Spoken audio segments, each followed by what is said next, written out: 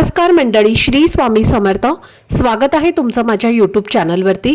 आजचा दिवस तुम्हा सर्वांना खूप छान, सुखाचा, समाधानाचा जाऊ देत हीच मी स्वामींच्या चरणी प्रार्थना करते आणि आजच्या या नवीन व्हिडिओला सुरुवात करते.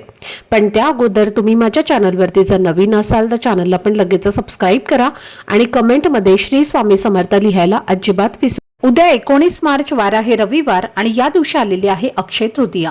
हा दिवस हिंदू धर्मात अत्यंत पवित्र आणि शुभ मानला जातो. 3.5 शुभ मुहूर्तांपैकी एक मुहूर्त या दिवसाचं विशेष स्थान आहे. हा दिवस वैशाख महिन्याच्या शुक्ल पक्षातील तृतीयेला साजरा केला जातो. या दिवशी केलेलं प्रत्येक शुभ कार्य अक्षय म्हणजे कधीही न संपणारं फळ देतं आणि म्हणूनच या दिवसाला खूप मोठं धार्मिक महत्त्व दिलं गेलं आहे. या दिवशी परशुराम जयंती ही साजरी केली जाते, कारण भगवान विष्णूचा 6वा अवतार परशुराम यांचा जन्म याच दिवशी झाला होता. पुराणांमध्ये असं सांगितलं जातं की भगवान श्रीकृष्णांनी पांडवांना अक्षय पात्र दिलं होतं, ज्यामुळे त्यांना कधीही अन्नाची कमतरता भासली नाही आणि याच कारणामुळे अक्षय म्हणजे कधीही न संपणारा असा अर्थ या दिवसाशी जोडला जातो. या दिवशी खरेदी केलेल्या वस्तूंना शुभ मानलं जातं आणि अशी श्रद्धा आहे की या वस्तू आयुष्यामध्ये समृद्धी आणि स्थैर्य घेऊन येतात. म्हणूनच सोनं चांदी खरेदी करणं खूप शुभ मानलं जातं. या दिवशी घेतलेली संपत्ती दीर्घकाळ टिकते आणि घरात लक्ष्मीचा वास राहतो. तसेच या दिवशी नवीन घर खरेदी करणं, गृहप्रवेश करणं, वास्तुशांती करणं आणि नवीन वाहन खरेदी करणं हेही खूप शुभ मानलं जातं, कारण या शुभ मुहूर्तावर सुरू केलेल्या गोष्टी दीर्घकाळ चांगला परिणाम देतात. दान धर्मालाही या दिवशी विशेष महत्त्व दिलं जातं आणि गरजूंना अन्नदान करणं हे अत्यंत पुण्यकारक मानलं जातं, कारण या दिवशी केलेलं दान अक्षय फळ देतं असं शास्त्रात सांगितलं आहे. या दिवशी माता लक्ष्मी आणि भगवान विष्णू यांची पूजा केली जाते, कारण लक्ष्मी मातेची कृपा मिळाली की घरात धन, समृद्धी आणि शांतता नांदते असं मानलं जातं. त्याचबरोबर अन्नपूर्णा जयंती ही याच दिवशी साजरी केली जाते, ज्यामुळे घरातील अन्नधान्याची समृद्धी कायम टिकून राहते. धार्मिक दृष्टिकोनातून हा दिवस खूप महत्त्वाचा असल्यामुळे ज्योतिषशास्त्रात काही नियम सांगितले गेले आहेत, जे या दिवशी पाळणं आवश्यक मानलं जातं, कारण या दिवशी केलेली कृती आणि निर्णय यांचा परिणाम दीर्घकाळ टिकतो. म्हणूनच आजच्या या व्हिडिओमध्ये मी तुम्हाला अशा 3 गोष्टींबद्दल सांगणार आहे, ज्या अक्षय तृतीयेच्या दिवशी कोणालाही देणं टाळावं असं मानलं जातं, कारण असं केल्यास आर्थिक अडचणी आणि घरगुती समस्या वाढू शकतात असं सांगितलं जातं. तर या 3 वस्तू कोणत्या आहेत आणि त्या का द्यायच्या नाहीत याची संपूर्ण माहिती आजच्या व्हिडिओमध्ये मी तुमच्यासोबत शेअर करणार आहे. त्यामुळे व्हिडिओ हा स्किप न करता शेवटपर्यंत नक्की पहा, जेणेकरून तुमच्यापर्यंत योग्य ती माहिती पोहोचेल. आणि तुम्ही माझ्या चॅनलवरती जर नवीन असाल तर चॅनलला पण लगेच सबस्क्राईब करा आणि बेल आयकॉनला सुद्धा प्रेस करा, म्हणजे मी जेव्हा कधीही नवीन व्हिडिओज अपलोड करेन त्याचं नोटिफिकेशन सर्वात आधी तुम्हाला मिळेल आणि तुमचा एकही व्हिडिओ हा मिस होणार नाही. तसेच हाई बटन देखील क्लिक करा. तर आजच्या या व्हिडिओमध्ये मी तुम्हाला काही महत्त्वाच्या गोष्टी सांगणार आहे, ज्या अक्षय तृतीयेच्या दिवशी म्हणजेच संपूर्ण दिवस आणि रात्रभर कोणालाही देणं टाळायचं आहे, कारण असं म्हटलं जातं की या दिवशी केलेल्या छोट्या गोष्टींचाही मोठा परिणाम आपल्या आयुष्यावर आणि आर्थिक परिस्थितीवर होऊ शकतो. अनेक वेळेला आपण असं म्हणतो की मी खूप मेहनत करतो, खूप कष्ट घेतो, पण तरीही त्याचं योग्य फळ मिळत नाही किंवा पैसा हातात टिकत नाही. आणि अशा वेळी आपण लक्षात घेतलं तर कधी कधी काही गोष्टी न कळतपणे अशा विशेष दिवसांमध्ये घडून जातात, ज्यामुळे सकारात्मक ऊर्जा कमी होऊन नकारात्मक परिणाम वाढू शकतो. असं सांगितलं जातं की या पवित्र दिवशी आपण काय देतो, काय घेतो आणि काय करतो याचा परिणाम दीर्घकाळ टिकतो आणि म्हणूनच ज्योतिषशास्त्रानुसार काही गोष्टी या दिवशी टाळण्याचा सल्ला दिला जातो, कारण त्या गोष्टीमुळे लक्ष्मीची स्थिरता कमी होऊ शकते असं मानलं जातं.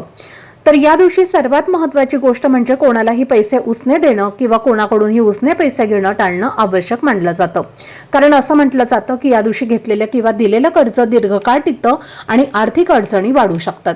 असंही सांगितलं जातं की अक्षय तृतीया हा दिवस माता लक्ष्मी, भगवान विष्णू आणि अन्नपूर्णा मातेचा अत्यंत पवित्र दिवस आहे.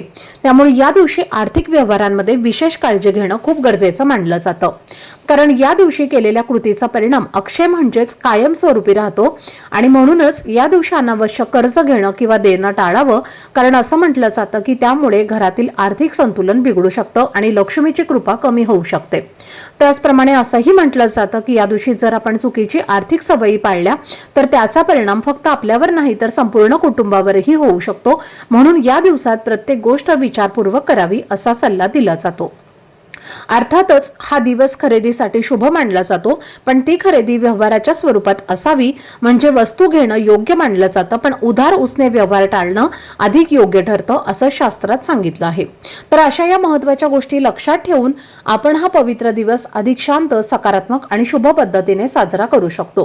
त्याचबरोबर अक्षय तृतीया म्हटल्यानंतर सर्व स्त्रिया नवीन दागिने, नवीन साड्या परिधान करत असतात आणि अशा वेळी जर तुमची एखादी मैत्रीण असेल, शेजारची एखादी बाई असेल आणि ती जर तुमच्याकडे तुमची ज्वेलरी मागण्यासाठी आली आणि तुमची साडी मागण्यासाठी आली, तर अशा वेळी तुम्ही वापरत असणारी साडी किंवा तुम्ही वापरत असणारे ज्वेलरी, दागिने जे आहेत तर ते अजिबात कोणालाही देऊ नका. जर आपण या अक्षय तृतीयेच्या दिवशी बाहेरच्या एखाद्या स्त्रीला वापरलेले दागिने किंवा साड्या जर दिल्या तर ते आपल्या पतीसाठी खूप हानिकारक मानलं जातं.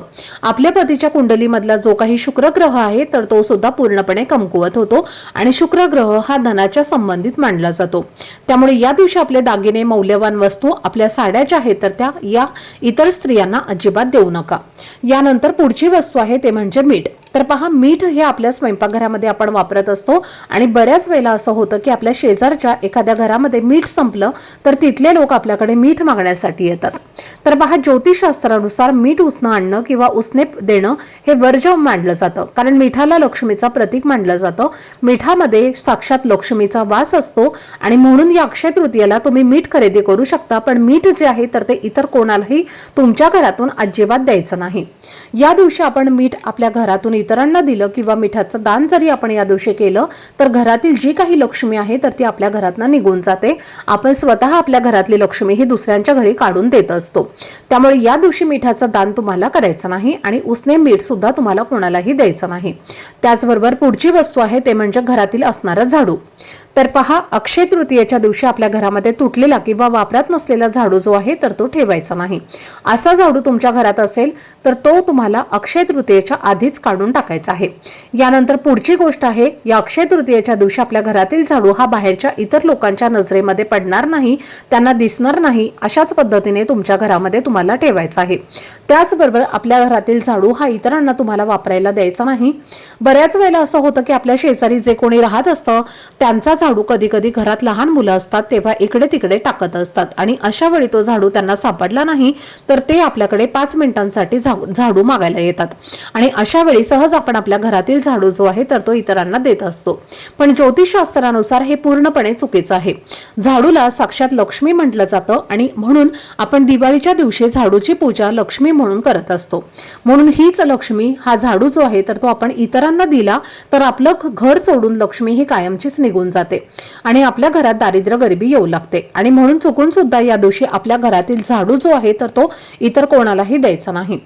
त्याचबरोबर या अक्षय तृतीयेच्या दिवशी आपल्या घरातील साखर सुद्धा कोणाला देऊ नका. आता तुम्ही म्हणाल की अक्षय तृतीयेच्या दिवशी दान जे आहे तर ते खूप जास्त प्रमाणामध्ये केलं जातं. दानामध्ये गुळ, साखर, तांदूळ या वस्तू आपण दान करू शकतो. पण पहा, गुळ दान करू शकता, तांदूळ दान करू शकता, पण साखर ही अजिबात दान करायची नाही. का? कारण की साखर जी आहे तर ती शुक्र ग्रहाशी संबंधित आहे. शुक्र ग्रह म्हणजे धनाच्या संबंधित आहे, म्हणजेच भगवान कुबेर आणि माता लक्ष्मी यांच्या संबंधित आहे आणि म्हणून या दिवशी साखरेचं दान जे आहे तर ते तुम्हाला करायचं नाही किंवा इतरांना साखर ही सुद्धा तुम्हाला उसनी म्हणून म्हणजेच उधार म्हणून कोणालाही द्यायचे नाही. आता या वस्तू झाल्या ज्या तुम्हाला अक्षय तृतीयेला कोणालाही द्यायच्या नाहीत. त्याचबरोबर पहा, अक्षय तृतीयेच्या दिवशी आपण अनेक वस्तूंची खरेदी करत असतो, ज्यामध्ये सोनं, चांदी, कपडे किंवा आपल्या घरात लागणाऱ्या इतर वस्तू ज्या आहेत तर त्या आपण खरेदी करत असतो, कारण हा दिवस खरेदीसाठी शुभ मानला जातो. पण या दिवशी तुम्हाला खरेदी करताना चुकूनही लोखंड, ॲल्युमिनियम, स्टील किंवा प्लास्टिकच्या ज्या वस्तू आहेत तर त्या खरेदी करायच्या नाहीत, त्या अशुभ मानल्या जातात. तर या धातूंना राहूचं प्रतीक मानलं जातं. तसेच काळ्या रंगाचे कपडे, काटेरी झाडे या दिवशी तुम्ही अजिबात घरी आणू नका.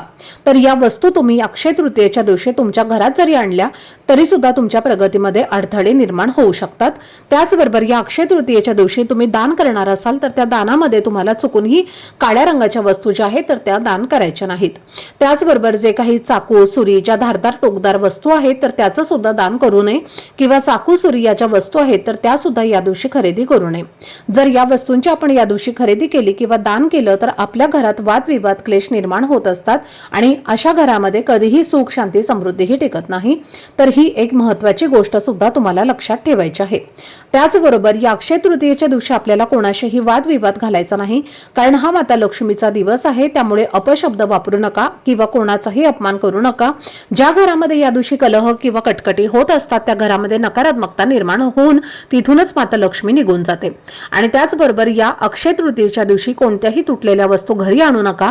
घरात तुटलेली भांडी, काच किंवा कोणत्याही खराब झालेल्या वस्तू ठेवणं सुद्धा अशुभ मानलं जातं. म्हणून या दिवशी तुटलेल्या वस्तू घरामध्ये आणू नका आणि असतील तर त्या आवर्जून तुम्हाला घराच्या बाहेर काढायच्या आहेत, कारण अशा वस्तूंमुळे देवी लक्ष्मी ही आपल्यावरती नाराज होते. त्याचबरोबर या अक्षय तृतीयेच्या दिवशी तुमची काही तिजोरी आहे, तुमचं देवघर आहे, तर त्या देवाऱ्याजवळ तिजोरीमध्ये चुकूनही घाण साचू देऊ नका. घाणीमुळे माता लक्ष्मी रागवते आणि त्यामुळे घरात नकारात्मकता येते, कारण जिथे स्वच्छता तिथेच देवी लक्ष्मी असते. आणि त्यामुळे आपलं देवघर जे आहे तर ते स्वच्छ ठेवा. आपल्या संपूर्णच घर जे आहे तर ते तुम्हाला स्वच्छ ठेवायचं आहे. पण आपल्या घरात असणाऱ्या महत्त्वाचं ठिकाण म्हणजे आपलं देवघर आणि तिथे तिजोरी आणि तिजोरी, तर या दोन वस्तू नेहमी स्वच्छच असायला हव्यात. तर ही अत्यंत महत्त्वाची माहिती मला तुमच्यापर्यंत शेअर करायची होती. आजचा हा व्हिडिओ जर तुम्हाला आवडला असेल, माहितीपूर्ण वाटलं असेल तर व्हिडिओला लाईक, शेअर आणि चॅनलला सबस्क्राईब नक्की करा. भेटूयात पुढच्या व्हिडिओमध्ये. तोपर्यंत सर्वांना श्री स्वामी समर्थ. धन्यवाद.